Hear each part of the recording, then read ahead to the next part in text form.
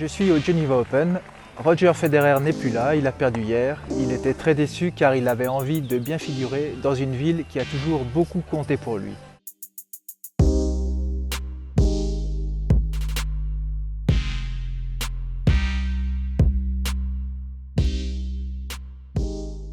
Il est tout jeune, il a à peine 18 ans, il vient de se lancer sur le circuit professionnel.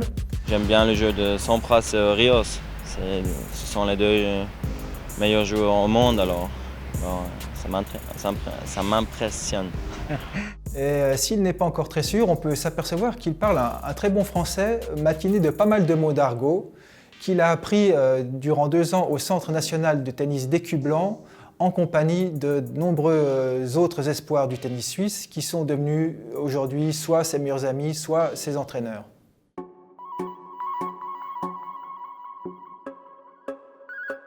À cette époque-là, Roger Federer est vraiment la superstar du tennis mondial. 2004, 2005, 2006 sont les années où il gagne vraiment tout.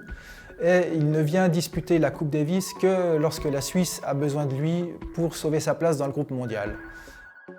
À Palexpo, il dispute un barrage contre la Serbie où figure un très jeune joueur qui commence à faire parler de lui mais qui n'est encore qu'un espoir parmi d'autres, Novak Djokovic.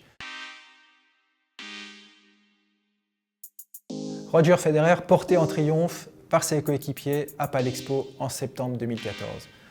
L'équipe de Suisse vient de battre l'Italie, Federer a apporté le point décisif et qualifié son équipe pour la finale fin novembre à Lille contre la France. Enfin, la Suisse aura une deuxième chance de remporter le saladier d'argent après l'épopée de Marc Rosset et Jakob Lasek en 1992. Autant on a rêvé de Federer à Genève avec la Coupe Davis, autant le voit avec sa Lever Cup, une compétition qu'il a lui-même créée sur le modèle de la Ryder Cup en golf, et quelque chose de totalement inattendu, mais qui a eu un succès considérable. D'une part parce qu'il est venu une première fois en février accompagné de Björn Borg et de John McEnroe pour vendre son événement au public genevois. Il y avait 1 millier de spectateurs devant le palais Hénard dans le parc des Bastions qui l'attendaient pour faire des selfies et prendre des photos.